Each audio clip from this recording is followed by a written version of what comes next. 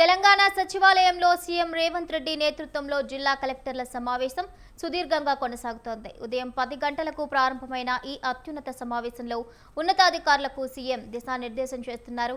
ప్రజా సమస్యల తక్షణ పరిష్కారం, సంక్షేమ పథకాలు అర్హులైన ప్రతి ఒక్కరికి అందేలా చూడటం, స్థానిక అభివృద్ధి పనులపై ప్రత్యేక దృష్టి సారించడంపై కలెక్టర్లతో డిస్కస్ చేస్తున్నారు.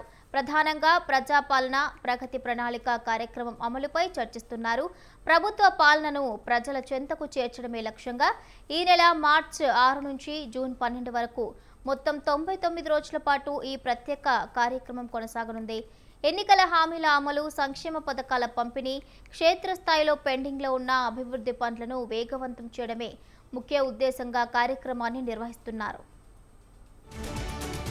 తెలంగాణ సచివాలయంలో సీఎం రేవంత్ రెడ్డి నేతృత్వంలో జిల్లా కలెక్టర్ల సమావేశం సుదీర్ఘంగా కొనసాగుతోంది. ఉదయం 10 గంటలకు ప్రారంభమైన ఈ అత్యున్నత సమావేశంలో ఉన్నతాధికారులకు సీఎం దిశానిర్దేశం చేస్తున్నారు.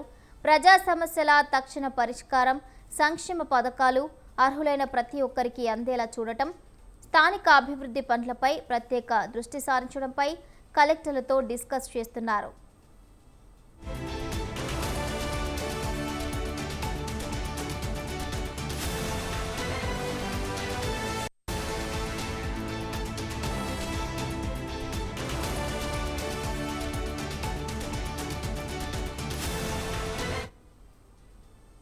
ఇక ప్రధానంగా ప్రజాపాలన ప్రగతి ప్రణాళిక కార్యక్రమం అమలుపై చర్చిస్తున్నారు. ప్రభుత్వ పాలనను ప్రజల చెంతకు చేర్చడమే లక్ష్యంగా ఈ నెల మార్చి 6 నుంచి జూన్ 12 వరకు మొత్తం 99 రోజుల పాటు ఈ ప్రత్యేక కార్యక్రమం కొనసాగనుంది. ఎన్నికల హామీల అమలు, సంక్షేమ పథకాల పంపిణీ, క్షేత్రస్థాయిలో పెండింగ్లో ఉన్న అభివృద్ధి పనులను వేగవంతం చేయడమే ముఖ్య ఉద్దేశంగా కార్యక్రమాన్ని నిర్వహిస్తున్నారు.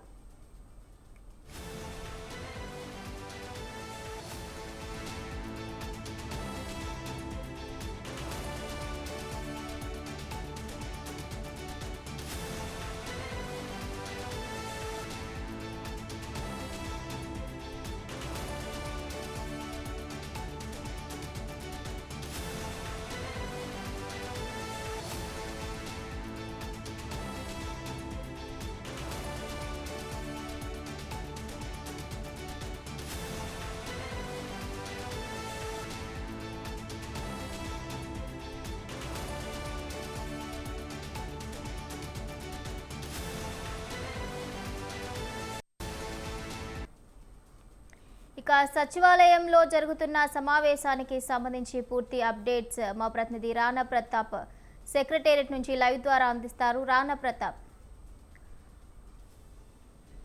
జిల్లా కలెక్టర్ల సమావేశం కొనసాగుతుంది. ముఖ్యమంత్రికి ముఖ్యంగా ప్రజాపాలన ప్రగతి ప్రణాళిక కార్యక్రమానికి సంబంధించిన ప్రధాన అంశాలను ముఖ్యమంత్రికి ఉన్నతాధికారులందరూ కూడా వివరిస్తున్నట్టుగా మనకు సమాచారం అవుతుంది. ఈ కార్యక్రమంలో ఇప్పటికే మంత్రులు ఉత్తమ్ కుమార్ రెడ్డి, కొమ్మినేని శ్రీనివాస్ రెడ్డి, దామోదర రాజనరసింహ, కోమటిరెడ్డి వెంకటరెడ్డి, పొన్నం ప్రభాకర్, దుగ్గల శ్రీధరబాబు, వాకిటి శ్రీహరి, చూపల్లి కృష్ణారావు, కొండా సురేఖ, సీతక్క, ప్రభుత్వ సలహాదారులు సుదర్శన్ రెడ్డి, వేం నరేందర్ రెడ్డి, అలాగే చిన్నారెడ్డి, ప్రభుత్వ ప్రధాన కార్యదర్శి రామకృష్ణారావు, డీజీపీ శివధర్ రెడ్డి, ఉన్నతాధికారులతో పాటు వివిధ కలెక్టర్లు కూడా ఇప్పటికే ఈ యొక్క సమావేశంలో వారు పాల్పంచుకున్నారు. ముఖ్యంగా ఉదయం నుంచి కూడా సిఎస్ జిల్లా కలెక్టర్ నుంచి ఈ 99 రోజులకు సంబంధించినటువంటి కార్యక్రమం ఏ విధంగా అమలు చేయాలన్న దానిపై కూడా ఉదయం నుంచి కూడా వారికి చెప్తూనే ఉన్నారు. ప్రతి జిల్లానికి కూడా ఏ రకమైనటువంటి కార్యక్రమాలు చేపట్టడంతో పాటు ప్రజలతో మమేకము, దాదాపు ఈ ప్రభుత్వం తీసుకొస్తున్నటువంటి ఈ యొక్క ప్రోగ్రామ్ ని చాలా సమన్వయంతో ఏ విధంగా జరపాలన్న దానిపై కూడా ఒక దిశానిర్దేశం అనేది ఆయన చేసినటువంటి నేపథ్యం అయితే కనపడుతుంది. మరోవైపు ఇప్పుడు 99 రోజుల పాటు అంటే మార్చి నుంచి జూన్ 2 తారీఖు వరకు కూడా ఈ యొక్క కార్యక్రమం అనేది జరుగుతుంది. ఈ 99 రోజులు అనేది కూడా ప్రభుత్వం తీసుకున్నటువంటి అన్ని కార్యక్రమాలు కూడా చాలా చిత్తశుద్ధితో అమలు అయ్యేలా కూడా ఉండాలనేది కూడా భావిస్తున్నారు. దాంతో పాటు ఇప్పటికే మొన్న జరిగినటువంటి ఇటు పంచాయతీరాజ్ సమితితోటి కీలక సమావేశంలో కూడా ముఖ్యంగా అధికారులతో ముఖ్యమంత్రి చాలా కీలకంగానే కొన్ని మాటలు మాట్లాడారు.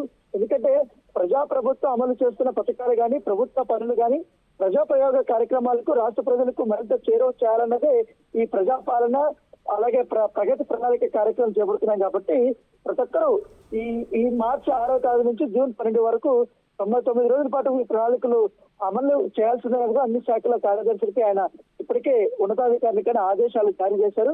ఈ బాధ్యత అంతా కూడా పూర్తిగా కలెక్టర్లు చూసుకోవాలని కూడా ఆయన చెప్పారు. తెలంగాణ 4 కోట్ల ప్రజల మంది ఉన్నారు కాబట్టి జూన్ 2వ తేదీన తెలంగాణ రాష్ట్ర అభివృద్ధి ఆవిర్భావ దినోత్సవం సందర్భంగా పెద్ద ఎత్తున కూడా జరుపుకోవాలని కూడా ఆయన చెప్పారు. దాంతో పాటు ప్రతి ఒక్కరూ ప్రజాపాలన ప్రగతి ప్రణాళిక కార్యక్రమాన్ని బాధ్యతగా నిర్వహించాలని కూడా అధికారులని ఆయన ఇదివరకే ఆదేశించిన నేపథ్యం చెప్పదు. ఎందుకంటే ఈ కార్యక్రమం ముఖ్య ఉద్దేశం మెయిన్ వచ్చి గ్రామ స్థాయి నుంచి మండల స్థాయి, జిల్లా స్థాయి, రాష్ట్ర స్థాయి వరకు షెడ్యూల్ ప్రకారం కార్యక్రమాలు అనేది వారు పెడతారు. వాటిని విజయవంతం చేసే బాధ్యత కూడా కలెక్టర్లకు ఉంటుంది.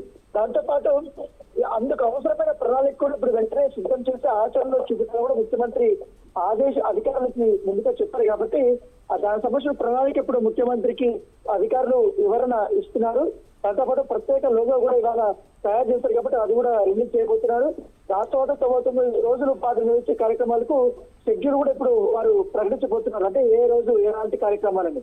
దాంతో పాటు ఫైళ్లలో ఉన్న నిర్ణయాలు క్షేత్రస్థాయిలో ఫలితాలుగా మారాలని, ప్రజలకు పథకాల ప్రయోజనం ప్రత్యక్షంగా చేరాల యంత్రాంగం మొత్తం ఒకే లక్ష్యంతో పనిచేయాలని కూడా ముఖ్యమంత్రి కావాల్సిన నేపథ్యంలో దానికి సంబంధించి సమన్వయం చేసుకోవాలని కూడా అధికారులని ఆయన కోరే అవకాశం ఉంది. మెయిన్ పైలట్ క్లియరెన్స్ తో పాటు అన్ని విభాగాలు రాష్ట్ర స్థాయి నుంచి గ్రామ స్థాయి వరకు కూడా ప్రతి ఆఫీసులో కూడా పారిశుద్ధ్యంతో పాటు పరిశుభ్రత డ్రైవ్ నిర్వహించాలని కూడా ఆయన సూచించారు. పెండింగ్ పైలట్ క్లియరెన్స్ తో పాటు ప్రతి శాఖ, ప్రతి జిల్లా, ప్రతి అధికారి మిషన్ మోడ్ లో పనిచేయాలని కూడా ముఖ్యమంత్రి గతంలో చెప్పిన నేపథ్యంలో ఈ అంశాన్ని మరొకసారి అధికారులకి ఆయన చెప్పబోతున్నారు. దాంతో పాటు ప్రతి శనివారం అన్ని శాఖల ముఖ్య కార్యదర్శితో ముఖ్యమంత్రి రేవంత్ రెడ్డి సమావేశం అయితే నిర్వహించబోతున్నట్టుగా మనకు సమాచారం అందుతుంది. దాంతో పాటు ఈ 99 రోజుల కార్యక్రమం సంబంధించిన పురోగతిని నేను వ్యక్తిగతంగానే పరిశీలిస్తాను, క్రమం తప్పకుండా ఖచ్చితంగా నేను రెగ్యులర్ గా సమీక్షలు చేస్తానని కూడా ముఖ్యమంత్రి వారికి తెలుపుతున్నారు. అధికారుల పనితీరు లోపాలను కానీ నేను ఖచ్చితంగా సహించిపోయే ప్రసక్తి లేదు. ఐఏఎస్ అధికారులే కాదు, ప్రభుత్వానికి మీరు వెన్నెముకగా ఉన్నారు కాబట్టి ప్రభుత్వం అమలు చేసే ప్రతి పథకం, మీరు అమల్లోకి తెచ్చిన ప్రతి పాలసీ విజయం దశగా వైఫల్యాలే మీ పైన ఉన్నాయి అని ఆయన చెప్పిన పరిస్థితి కనపడుతుంది. విజయమైన వైఫల్యమైన ఖచ్చితంగా మీ పైన ఉంటుంది కాబట్టి దాని తగ్గట్టుగానే వారు పూర్తి స్థాయి వివరాలనేవి అయితే అధికారులకి ఇవ్వబోతున్నట్టుగా మనకు సమాచారం అవుతుంది. దాంతో పాటు ఇప్పటి వరకు అనేక కార్యక్రమాలు కూడా తీసుకోబోతున్నారు. కొత్త సంబంధించినటువంటి కార్యక్రమాలు కూడా వారు తీసుకురాబోతున్నారు. కాబట్టి ఈ పరిపాలన అవినాతిని, సాంకేతిక నైపుణ్యాన్ని సమర్థంగా వినియోగించుకోవాలని ముఖ్యమంత్రి అధికారులు కూడా ఆయన ఆదేశించారు. ఇంటి నుంచి ఆన్లైన్ ద్వారా వివిధ సేవలు కానీ, కరెంటు మీటర్ కానీ, తమ ఇంటి అనుమతి కానీ, నల్లా కనెక్షన్ కానీ, ఇలాంటి ప్రభుత్వం ఇచ్చే ప్రతి ఒక్క పర్మిషన్స్ కానీ అవన్నీ కూడా ఖచ్చితంగా ప్రజలకి ఎటువంటి ఇది లేకుండా, వారు ఇబ్బంది పడకుండా, వాళ్ళకి మిస్కమ్యూనికేషన్ లేకుండా, వారి పనులు ఎప్పుడు వాయిదా వేయకుండా ఖచ్చితంగా వారు క్లియర్ కట్ గా ఇవన్నీ పాటించాల్సిన అవసరం ఉంటుంది. కాబట్టి ఇవన్నీ కూడా అధికారులు వాళ్ళు చాలా జాగ్రత్తగా మెయింటెనెన్స్ చేయాలి.